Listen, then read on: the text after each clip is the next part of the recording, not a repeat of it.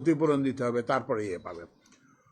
তো ওই জন্য আমরা ওর জন্য কাজ করব। আমাদের বিস্তারিত আমাদের অতিরিক্ত প্রধান প্রকৌশলী বলবেন। কিন্তু এর মধ্যে কিন্তু এখন এইটা ধরেন যদি 1 বছর লাগে কিংবা 2 বছর লাগে, এর মধ্যে কি করতে হবে? আমাদের যে প্রাণহানি হয় এটা তো বন্ধ করতে হবে।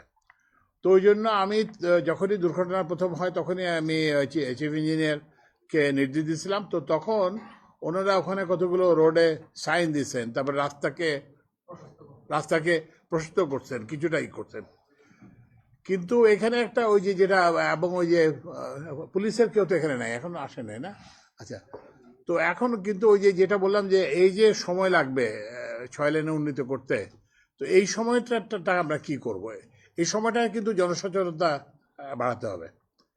তো ওই জন্য ওখানে কিন্তু যারা করেন, মানববন্ধন করতেছেন, তারাও যদি এগুলোর দিকে একটু মনোযোগ দেন আর কি, যে ওখানে ওনারা যদি করেন, ক্যাম্পেইন করেন, তারপরে ড্রাইভারদের সঙ্গে যাতে করেন, তারপরে স্পিডে গাড়ি না চালায়, এবং আমাদের ওই যে পুলিশ বিভাগ যারা আছে, ওই এটা একটা নির্দিষ্ট এলাকায় বারবার হচ্ছে, ওই এলাকাতে লবণ গাড়িতে নিয়ে যাচ্ছে, তারপর ওখানে লবণ।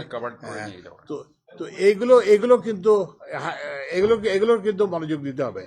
কারণ আমাদের তো যত তাড়াতাড়ি করি, আপনি যত কথাই বলেন 6 লেনের রাস্তা তো আর 2 বছরের আগে কিংবা 3 বছরের আগে হবে না।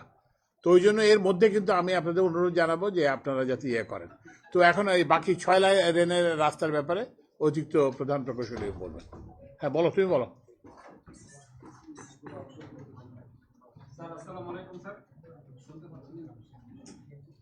আসসালামু আলাইকুম স্যার, আপনাকে ধন্যবাদ স্যার আমাকে ফ্লোর দেওয়ার জন্য। স্যার, আমি অতিরিক্ত প্রধান সচিব চট্টগ্রাম জোন। স্যার, আমি এখানে প্রায় 3 বছর ধরে কাজ করতেছি। স্যার, আমি একটু স্যার 2-3 মিনিট সময় নিব স্যার আপনার কাছ থেকে। হ্যাঁ, একটু সংক্ষেপে বলো। আমাদের চিটগং থেকে কক্সবাজারে স্যার আমাদের টোটাল আছে স্যার 146 কিলোমিটার, 146 কিলোমিটার। এর মধ্যে sir Chittagong from 8 kilometre, Cox's Bazar from 8 kilometre আমরা ফোর লেন করেছি, মানে 16 কিলোমিটার আমরা ফোর লেন করেছি। এখন 130 কিলোমিটার আমাদের বাদ আছে স্যার এখনো। স্যার, এই 130 কিলোমিটারের মধ্যে স্যার আমরা এখন যে প্রকল্প সিক্সলেনের যে প্রকল্প চলতেছে সেটা হলো স্যার আমাদের 5টা বটলনেক প্রকল্প। এটা অলরেডি স্যার ডিসেম্বর 2023 সালে প্রকল্পটা পাস হয়েছে স্যার। এটা হলো পটিয়া বাইপাস, পটিয়া, দোহাজারি, গেরামিঘাট, লোহাগড়া এবং চকরিয়া। এই 5টা এলাকার মধ্যে আমরা বাইপাস করবো, 4টা বাইপাস করবো, কেরানীঘাট ফ্লাইওভার করবো। এই প্রকল্প স্যার ডিসেম্বর 1 থেকে পাস হয়েছে স্যার। এটা কনসালটেন্ট নিয়োগ স্যার শেষ পর্যায়ে, এটা পার্সেসে যাবে স্যার। আমরা আশা করি স্যার আগামী বছর থেকে এটার কার্যক্রম আমরা শুরু করতে পারবো স্যার। আর বাকি যে অংশ স্যার, সেটা স্যার আমাদের জাইকার সাথে 2024 সালে স্যার আমাদের একটা এমইউ স্বাক্ষরিত হয়েছে। সেটা তারা চিটগং থেকে ফাঁসিয়াখালী, যেটা স্যার এই মাতারবাড়ি বন্দর থেকে যে জায়গাতে সে রাস্তাটা মিলবে স্যার, ওইটুক পর্যন্ত ওরা দেওয়ার জন্য নীতিগতভাবে আমাদের সাথে এমইউ একটা এগ্রিমেন্ট করেছে। এবং এখন তারা নিজেরা স্যার এই জাপানি কনসালটেন্ট স্যার স্টাডি করতেছে। এই স্টাডি স্যার নেক্সট সেপ্টেম্বরে, কয়েক মাস পরেই সমাপ্ত হবে। ওদের সাথে যে আমাদের এমইউ দেওয়া আছে যে ধারণা, সেই হিসাবে তারা ডিসেম্বরের মধ্যে ডিপিপি করে জানুয়ারিতে তারা একটা কন্ট্রাক্ট মানে ঋণ চুক্তি স্বাক্ষর করবে স্যার। তো আমরা আশা করি এটা করলে স্যার ফাঁসিয়াখালী পর্যন্ত স্যার, মানে প্রায় 70 কিলোমিটার, চকরিয়ার পরে 10 কিলোমিটার আমাদের সার্ভিস লেন সহ 4 লেন, মানে 8 লেনের মতো হবে আমাদের স্যার। এটা স্যার আমাদের স্যার হয়তো আমরা আগামী জানুয়ারিতে স্যার ঋণ চুক্তি স্বাক্ষর করে আমরা কার্যক্রম শুরু করতে পারবো। আর ইন্টারিম স্যার আমরা যে কাজগুলি করতেছি স্যার, যেখানে স্যার এখানে স্যার আমরা স্যার ওয়াই জংশন থেকে কেরানীঘাট পর্যন্ত স্যার রাস্তাটা আগে যারা স্যার এখানে স্যার 18 ফিট ছিল, আমরা এখন 34 ফিট অলরেডি করে ফেলেছি স্যার। এখানে 15টা বাঘ ছিল, ওই বাঘগুলি আমরা সরলীকরণ করেছি স্যার। এখন বাকি কেরানীঘাট থেকে যে কক্সবাজার স্যার, এখানে স্যার 22 ফিট উইথ 20 থেকে 22 ফিট প্রশস্ততা রাস্তাটা আছে স্যার। এই রাস্তাগুলোর মধ্যে স্যার আমরা এখন বাঘ সরলীকরণ করে যে জায়গায় দুর্ঘটনা প্রবণ আছে স্যার, এগুলো আমরা আইডেন্টিফাই করেছি বাঘগুলি, এগুলো আমরা সিম্পলিফাই করবো স্যার। সিম্পলিফাই করার জন্য স্যার আমরা স্যার কার্যক্রম হাতে নিয়েছি স্যার। এটা আপনি জানেন, আমার সেদিনে স্যার আমার সাথে আলাপ করেছে স্যার। ওগুলো করে দিলে স্যার আমরা ইন্টারিম যেটা ওই শিখতে হওয়ার আগে আমরা এই বাঘগুলি সরলীকরণ করে স্যার দিয়ে, যাতে ওইখানে কোনো দুর্ঘটনা না হয়। মানে সরলীকরণ বলতে বলছি স্যার, বাঘ যেখানে আছে এখানে আমরা তাল লেগে ওই অংশটা করে মাঝখানে ডিভাইডার দিব, যাতে কোনো ভবিষ্যতে দুর্ঘটনা না ঘটে। এইটুকু আমাদের ঠিক কার্যক্রম আছে স্যার। আর এখন যে কারণে দুর্ঘটনাগুলি ঘটছে স্যার, আমি একটু বলি স্যার, যেটা নিয়ে আমাদের স্যার আমরা একটু বলে এই দিয়ে সচেতন হওয়া দরকার স্যার। এখানে লবণ পানি যায় স্যার, লবণের ট্রাকগুলি তো পানিতে চুয়ে থাকে, বাতাসে শুকায় যায়, একটু শিশির পড়লে রাত্রে যখন শিশির পড়ে তখন এটা স্লিপারি হয়ে যায় স্যার।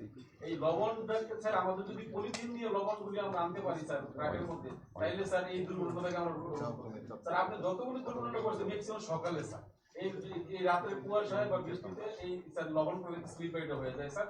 এটা আমাদের স্যার বন্ধ করতে হবে। আর স্যার 22 ফিট রাস্তা প্রশস্ততা রাস্তায় স্যার প্রচুর সিএনজি এবং অটো, এটা আপনারা আইয়ের সাথে রিস্কি হয়ে যায়। এটা সড়ক প্রশস্ততা না করা পর্যন্ত স্যার এই সিএনজি অটোগুলি স্যার একটু রেস্ট্রিক্ট করা যায় কিনা এটা ভেবে দেখা যেতে পারে স্যার। ধন্যবাদ স্যার। তো এটা ওখানে ইয়ে লাগাই দেওয়া যায়, এটা তো যে ইয়ের সঙ্গে ডিভিশনাল কমিশনার সাহেবের সঙ্গে ইয়ে করে, তো ওই যে সিএনজি ইয়ে নিষিদ্ধ এটা লিখে লাগাই দাও, তারপরে আমরা পুলিশকে এনফোর্স করতে বলবো, হাইওয়ে পুলিশকে বলবো আমরা, ঠিক আছে? তো তুমি ইয়ে সাহেবের সঙ্গে ডিভিশনাল কমিশনার সাহেবের সঙ্গে ইয়ে করে তোমরা ওখানে লাগাই দাও যে সিএনজি ইয়ে নিষিদ্ধ, একবার নিয়ে দিলে তারপরে আমরা পুলিশকে বলবো। আচ্ছা, আর ওই যে বাকি দুইটা জিনিস আমি বলে দিই তাতে দেরি করে যাতে না হয়। একটা হচ্ছে যে ওই যে রেলের কিন্তু এটা একটা পুরনো সমস্যা। রেল মনে করে যে আমরা একটা স্টেট উইদিন দ্য স্টেট, মানে আমাদের সব কিছু আমরা করব। এবং এই যে আজকে আপনারা জানেন যে চট্টগ্রাম রেল স্টেশনের যে দুরবস্থা, বাথরুমে যাওয়া যায় না, লাল হলুদ, আমাকে বিভিন্ন লোক বিভিন্ন সময় ছবি পাঠাচ্ছে।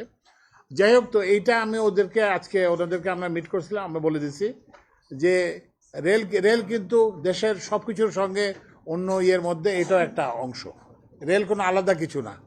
তো সুতরাং ওই যে এখন ওরা আমি বলার সাথে সাথে কিন্তু ওই ওয়াসা পানির সংযোগ দেওয়ার কথা বলে দিয়েছে। আমি তো এটা কল্পনাই করতে পারি না যে চট্টগ্রাম রেল স্টেশনে পানি দেয় না, অথচ চিটাং ওয়াসা আছে। তার তো এটা চিটাং ওয়াসা তো থাকার কোনো প্রয়োজন নেই, কারণ ওইটাই তো সবচেয়ে ব্যস্ত, সবচেয়ে ব্যবহৃত ইয়ে। তারপরে হচ্ছে এখানে যে হাসপাতালটা আছে, হাসপাতালটা এই দুটাতে দিয়ে দেবে। তো একই ইয়েতে আমি ওই যে রেলের যে মহাপরিচালক আছেন, রেলের সচিব আছেন, রাস্তা বানানো এটা রেলের কাজ না, পানি দেওয়া এটা রেলের কাজ না। এগুলো কিন্তু আপনার উঠে আসতে হবে, এবং এর ফলে কিন্তু রেল অদক্ষ হয়ে যাচ্ছে এবং রেলের ওই যে অপ্রয়োজনীয় খরচ হচ্ছে, এগুলো কিন্তু এটা তো এই জন্য এগুলো আপনারা উন্মুক্ত করে দিতে হবে, কারণ এগুলো তো পাবলিক থরোফেয়ার। এটা যদি এমন হতো যে না এখানে শুধুমাত্র রেলের লোকই ব্যবহার করে, তা তো না, এখানে কিন্তু সবাই যাতায়াত করে। তো সুতরাং এইটা ওই যে উনি তো রাস্তা তো চেয়ে পায় না, আর উনি আপনাকে করে দিতে চাচ্ছেন, মানে সিটি কর্পোরেশন করে দিতে চাচ্ছেন, তো আপনারা এটা কেন নেবেন না?